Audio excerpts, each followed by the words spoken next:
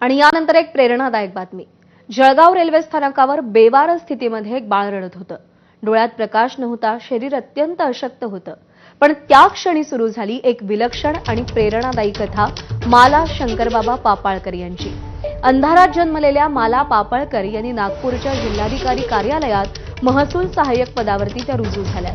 एक बेवारस दृष्टीहीन मुलीचं हे यश केवळ जिद्दीमुळे, परिश्रमामुळे आणि माणुसकीवर विश्वास असलेल्या काही थोडक्या लोकांमुळे पूर्ण होऊ शकलं।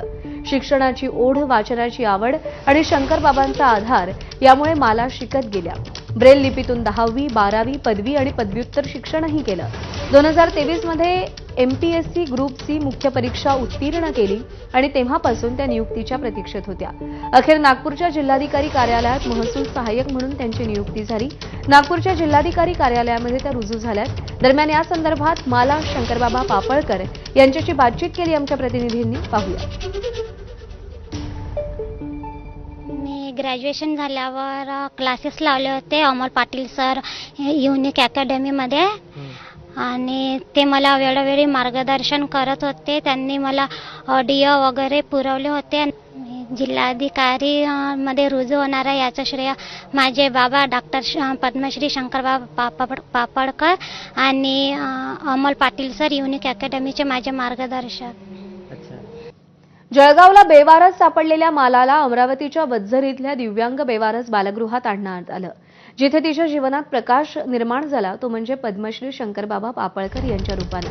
त्यांनी तिच्या पुनर्वसनाची जबाबदारी स्वीकारली, तिचं नाव माला ठेवलं आणि तिला केवळ आश्रयच नाही तर ओळखही दिली।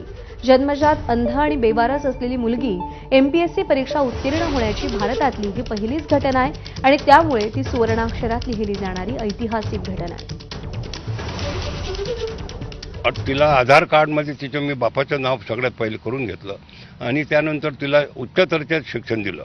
भिवापूरकर अंध विद्यालय, त्यानंतर 12वी नंतर तिला विदर्भ महाविद्यालयामध्ये तिला आम्ही ट्रेनिंग शिक्षण दिलेलं आहे। बेल लिपीमध्ये तिला अप्रतिम मार्ग मेरिटमध्ये आलेली आहे।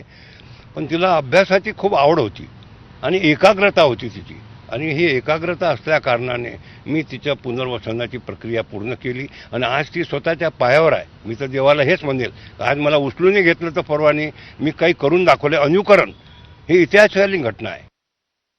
संपूर्ण थोडं वातावरण तसं भारावून गेलेलं होतं की प्रथमतःच अशी नियुक्ती होते।